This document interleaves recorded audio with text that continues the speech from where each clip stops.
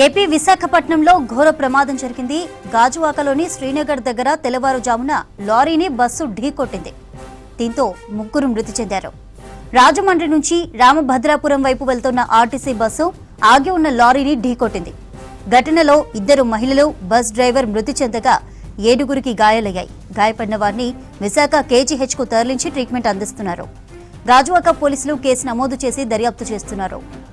AP విశాఖపట్నంలో ఘోర ప్రమాదం జరిగింది. గాజువాకలోని శ్రీనగర్ దగ్గర తెల్లవారుజామున లారీని బస్సు ఢీకొట్టింది.